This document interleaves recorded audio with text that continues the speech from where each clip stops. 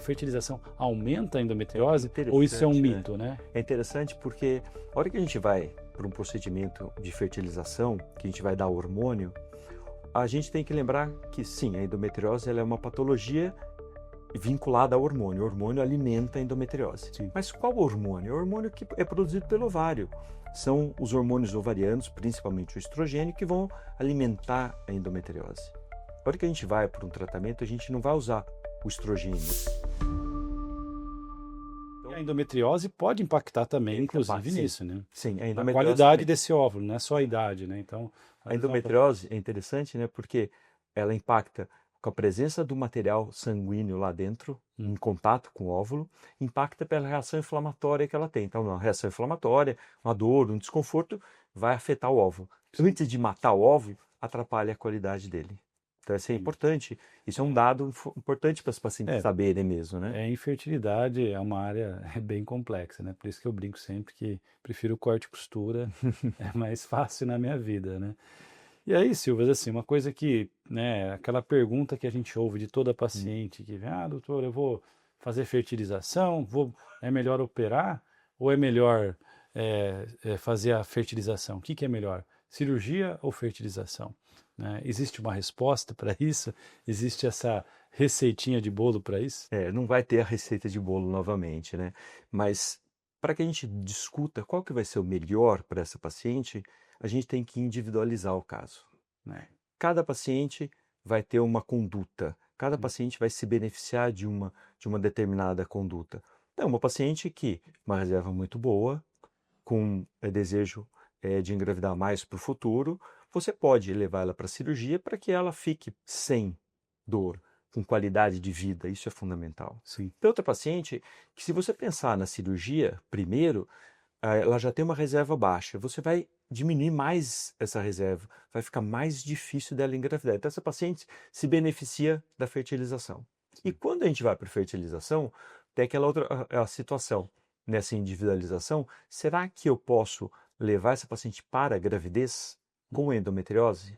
Ou é melhor eu guardar o embrião, operar essa paciente, tirar aquele processo inflamatório. Todo o processo inflamatório, todo o risco do desenvolvimento de uma gravidez com uma endometriose, comprometimento de ureter, de rim, em fechar o intestino. Então, tudo isso aí a gente tem que pensar. Isso é uma coisa importante. Eu canso de atender pacientes que às vezes me procuram, doutor, eu já fiz 5 ciclos de fertilização e não engravidei. Aí você vai olhar, o paciente tem uma endometriose com risco de obstruir o intestino, com risco de obstruir o ureter e está indo naquele jogo de, né? E tá certo, não vai impactar, vai aumentar a endometriose pela fertilização? Já quero que você me responda isso.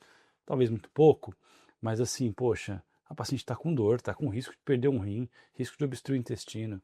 Será que não deu certo 3, 4 vezes? Será que não é melhor pensar em mudar essa estratégia?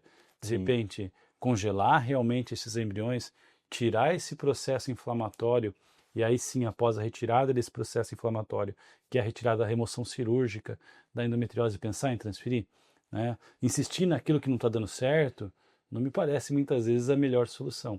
E a gente acaba encontrando muita paciente que vivencia isso.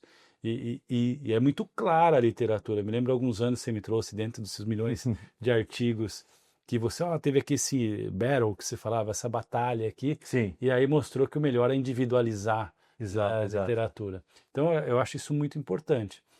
E falando realmente dessa questão, que é uma dúvida aqui quando eu encaminho para o Silvalpa, doutor, mas eu vou tomar hormônio, vou estimular meu ovário, estimular o ovário, a fertilização aumenta a endometriose ou isso é um mito, né? É interessante porque a hora que a gente vai para um procedimento de fertilização, que a gente vai dar hormônio, a gente tem que lembrar que sim, a endometriose ela é uma patologia vinculada ao hormônio. O hormônio alimenta a endometriose. Mas qual hormônio? É o hormônio que é produzido pelo ovário.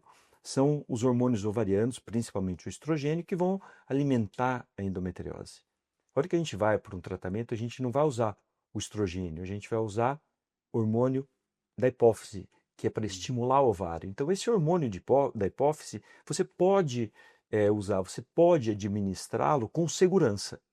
Tanto para paciente com endometriose, tanto quanto para paciente com câncer. Então, a gente faz preservação para paciente que tem câncer. Então, nesse contexto, é seguro, você pode usar. Não vai aumentar, né? O que acontece é que, mesmo que o estrogênio circule um pouco mais elevado por conta da estimulação, é um período de tempo curto. Hum, As estimulações são por volta de 9 a 11 dias, então ela vai ter de 12 a 15 dias de estrogênio aumentado. Diferente, por exemplo, ela vai ficar o ano inteiro sim, com não é. estrogênio É aumentado. por um curto período que ela vai Curto ter. período, e que é interessante porque você vivencia isso também. As pacientes que a gente faz nessa individualização, a gente vai guardar óvulo ou embrião antes da cirurgia, as pacientes referem, poxa, durante a estimulação eu me senti bem. Sim. Não piorou, eu achei que fosse piorar, eu achei que fosse ter Esse mais medo de ter dor. mais dor. E falou, nossa, mas eu vou ficar muito pior se eu já. Não, elas ficam bem. Sim. Tem não sei se só da parte hormonal, mas da expectativa de ter uma segurança, de ter óvulo e embrião guardado, as pacientes ficam bem. Então, assim, dá para a gente utilizar com segurança. Legal. Tá? Esse é um mito que a gente ouve muito, né? A paciente, doutor, mas eu tô com medo da endometriose aumentar, né? Então, é importante reforçar que realmente a endometriose não vai aumentar por esse estímulo Sim, transitório e rápido. e rápido, né? E sempre buscar individualizar cada caso, né? Não existe uma receita de bolo. O que entrega resultado, na verdade, é a interação do cirurgião com o médico de infertilidade, esse Hum, bate-bola. Quantas vezes eu falo para o Silval, e aí, Silvas, dá para operar?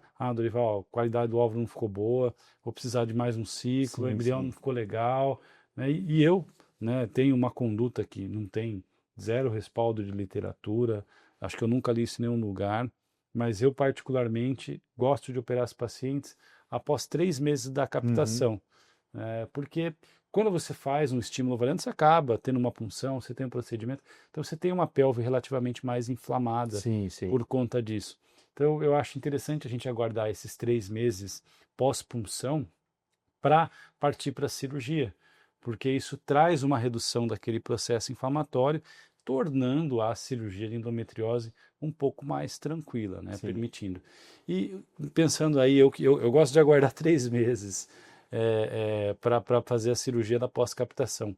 E quanto tempo, Silvas, você espera, após, pensando numa cirurgia complexa, pensando numa ressecção intestinal, quanto tempo depois da cirurgia você pensa em transferir esse embrião? Qual o time que você utiliza para isso? É interessante porque também vai depender muito da resposta e da recuperação da paciente. Uhum. Eu acho que a gente pensar numa transferência, numa gravidez para essa paciente, eu acho que com menos do que 2 meses, eu acho que é muito arriscado. Muito arriscado. É muito arriscado. Tudo bem, a gente pode até fazer um procedimento, a paciente numa cirurgia, as trompas ficaram comprometidas, vai para a fertilização, você pode até induzir essa paciente a partir de 2 meses. Sim. Eu acho que para a gente pensar numa gravidez com uma evolução muito boa, acho que a partir de 3 meses também seria um Também esse tempo, número aí, genericamente, vamos pensar né? 3, pela cirurgia, 3 para a realização Sim. da transferência de embriões, manter esse número aí. Aquilo que eu sempre trago, o insight é esse: a equipe multidisciplinar não é o cirurgião de intestino, um urologista, só a nutricionista. Tem também a questão da infertilidade, Sim, sim. porque esse entrosamento, e a gente vê isso ao longo dos anos, né? Uhum. Puxa, esse caso aqui, lá atrás, talvez eu tenha tido um caso que, nossa, devia ter falado com o Silval, talvez a cirurgia tivesse tido um melhor momento, né? Então, o quanto é importante e o quanto a gente cresce uma vez que a gente olha para si mesmo e para o resultado, e o quanto a parceria semanal agrega, né? Então, Uhum. a importância e o privilégio, na Sim, verdade, sim, de sim. ter um especialista que, além de ser um amigo, um colega de cirurgia, ser um baita de um médico especialista em reprodução humana e poder ter no meu dia a dia semanal, na rotina semanal, Hum. alguém isso. Então, isso agrega muito para a nossa equipe, né, Silvão? Sim. Eu acho essa parceria semanal e diária e esse trocar de figurinhas que a gente tem de informações com pacientes, né? Eu acho que assim, a equipe multidisciplinar, ela já é uma realidade, precisa ter. Então, se você não vai ter não vai oferecer para o paciente um tratamento adequado, com uma postura adequada, com uma evolução adequada, se você não tiver equipe multidisciplinar.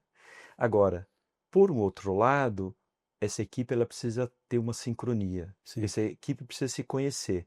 E no nosso caso, como somos amigos, a gente tem uma parceria há bastante tempo, uma sintonia, a gente discute muitos casos, então isso aí acaba trazendo e agregando muito mais, não só para nosso crescimento individual, com pessoas e profissionais, mas principalmente para as nossas pacientes, Sim, que acabam tendo uma evolução, acabam tendo um resultado final melhor. Porque, na verdade, assim, num contexto, a gente não está operando o paciente de endometriose, a gente não está fazendo uma fertilização, a gente não está tirando mioma, a gente está tratando uma mulher, sim, exato. Tratando uma pessoa, uma né? pessoa, Todo um um contexto que. contexto, e a gente está É. tratando de uma E no família. fundo está formando, às vezes, a família Exato, ajudando, exato. né? É esse o nosso objetivo, útero preservado e, se Deus quiser, gestação e bebê no colo, Sim. né?